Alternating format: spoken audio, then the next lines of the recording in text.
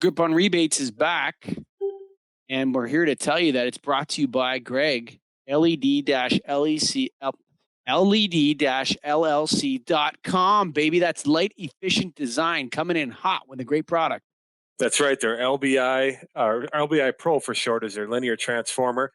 And we're on a rebate show here, and nothing better than a fixture and a retrofit as the same unit, so you can rebate it either way. And it fits in a variety of fixtures. It's in 2 foot, 3 foot, 4 foot lengths. You can connect 40 of them together, 100,000 hour life. One SKU has multiple 3 color temperatures and 3 wattages. Come on, get it, put it in. Yeah, man, that's an awesome product. Go to led-llc.com. Hello and welcome to Get a Grip on Rebates. This is Juan Carlos Blacker. I'm here today with Greg and Michael joining me to talk about our current situation in the U.S. and Canada with the COVID, the coronavirus, and how that's affecting both the lighting world and the rebate world. So welcome, Greg, and welcome, Michael. Thank you. Thank you. How are you guys holding up? Good. Yeah, doing good. I think it's something we're learning something new every day, and rebates are something we're definitely interested in if we're in lighting. Yeah. Hey, and it's a good time right now for people to take advantage of rebates because sales are down in some areas, not all, but some areas, and rebates will help the bottom line. So, want to make sure our listeners are out there understanding what's going on, understanding what's happening. I think today we just sort of chat about what's happening both on the distributor side. But also just on the rebate side, how utilities are handling and how this pandemic's affecting that rebate world and the utility world. So, how is it affecting the rebate world? I know from my perspective, my sales are way, way down. It's particular on the project side. But are utilities still approving rebates, and are they still paying rebates like as a whole, or have they shut down? They absolutely are approving rebates, and they are actually doing a lot to sort of streamline the processes for a lot. Not all utilities, but most utilities are trying to streamline the process, trying to get the money to the rebate recipient, whether that's a distributor, whether that's the end customer or the contractor. Trying to streamline those so we get that cash in their hands faster. Trying to make it easier for them, particularly again in the lighting world, but in the whole rebate world where utilities are having a bit of a problem are on the direct install programs and any customer touch programs where they have to go into facilities, go into homes, go into businesses and do some post and pre and post inspections. So there's some changes happening there. I can talk about those, but so we're getting utilities are responding and trying to push on rebates, push on getting the money back. But there's also some things that are stopping rebates from happening, particularly in bigger projects. Yeah, believe it or not, utility companies run their rebate program like a business. They have goals that they need to meet. And I'm seeing in our area, I was just on a webinar on a big one in Minnesota, and they are actually they've increased their rebates. They've got bonuses out. They've got deadlines that they want to get people to act on it now. So I haven't seen any slowdown. Yeah, absolutely. We're not seeing slowdown in the amount of applications outside of where the projects are happening. Another place we're seeing is that, in some commercial programs because we have schools, we have office buildings, we have places that are currently empty, it's a good time to move on projects, right? There's a lot of school projects to relight. We've been telling people that, but we haven't had much success with people wanting to move ahead right now. What are you hearing on the back end? So increased rebates are available. What else is kind of driving this from a sales perspective for distributors? For distributors, I think it's looking for those projects, looking for really tapping into the rebate programs that are available. Again, I want to say it straight that it's only been 4 weeks for a lot of places. Some places it's only been a couple weeks that they've been locked down. So the utilities as well as the rebate programs are still reeling and trying to figure out how to best manage. But we are seeing some immediate moves to definitely try to assist our trade allies, being the distributors, the contractors, the inspectors, all that, and continuing that, right? Again, there's going to be none of that inspection side where you're going into the facility and doing the pre-audit that will allow for you to do a project or doing the post-audit that finalizes up the project and gets you paid. But the utilities are also converting and moving to a virtual audits, doing some doing some virtual audits, helping their customers understand what they need to show, and trying to move forward projects and rebates where they can virtually. Tell us the how they're utilities, doing that, the virtual audit. honestly, I don't have all the details. I just was on a webinar. What was it? 4 days ago, late last week, where and I'll actually say the utilities, the Mass Save program, the Energize Connecticut program are starting to move on virtual rebates. So you can go to their websites, talk to their energy managers, and see how you can get that done for your projects if you're in those areas. And I would suggest to our listeners that they should do that with whatever area they're in. Go to the utility website, go to the energy efficiency pages, and see what they are doing in the energy efficiency programs to help push on rebates, push on continuing the programs and the projects going forward.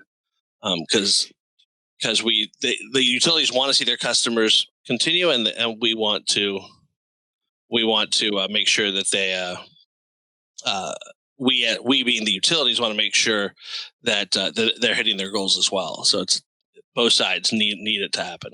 So I think a lot of utilities have a couple things were said there, but they have to do a post audit inspection saying, yeah, you put in what you said you were putting in.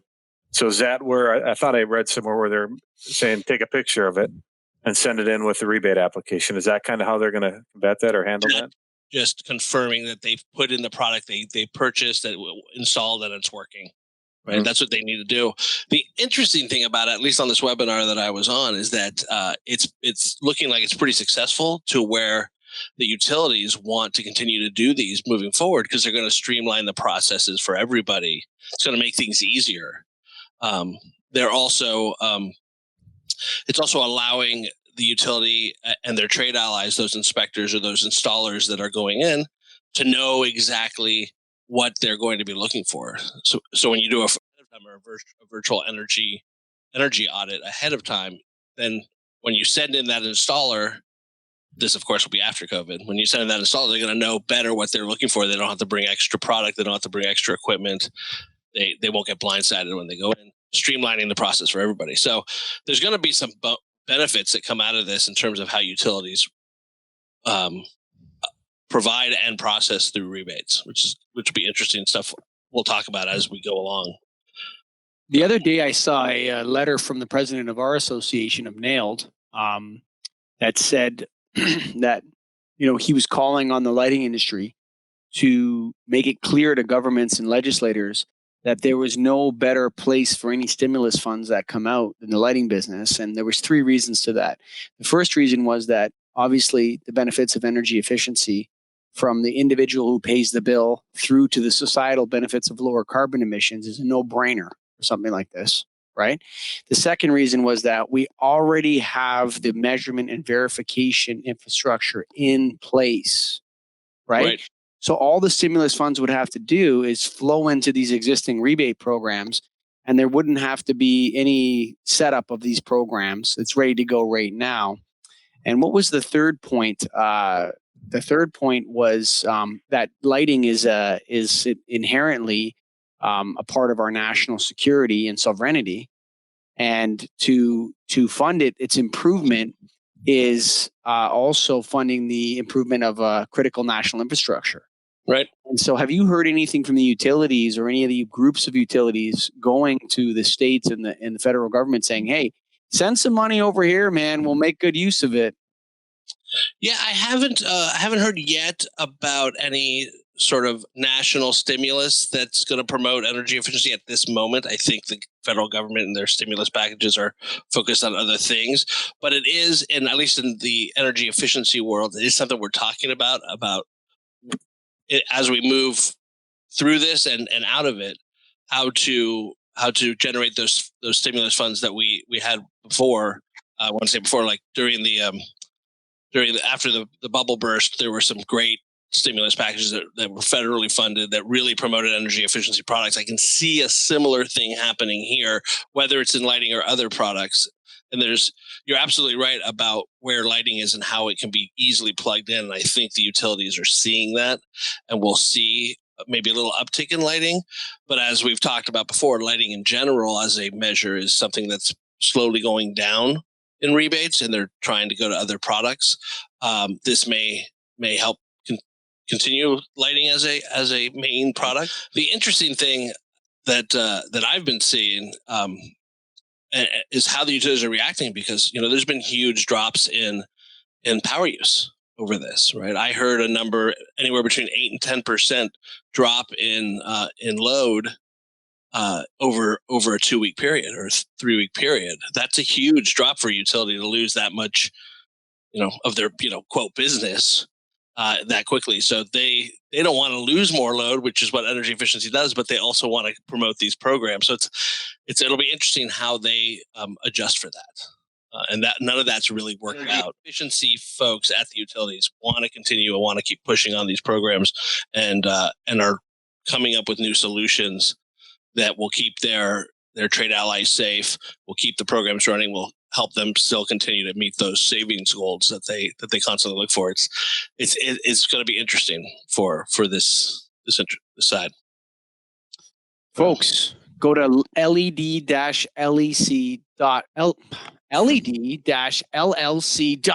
That's led-llc.com for light efficient design. Greg, what a great company. That's right. And check out their linear transformer, or LBI Pro for short. Talked about at the beginning, but it's a unique fixture and retrofit that you can use for troughers, coves, vapor tights, wraps, high bays, continuous runs, stairwells. What else do you need to know? Does it all. One SKU gives you 9 different options, 3 wattages, 3 kelvins. Do the math. led-llc.com. Juan Carlos Blacker. Yeah, hey, we appreciate Light Efficient Design being our sponsor, and definitely go see their website, check out their products.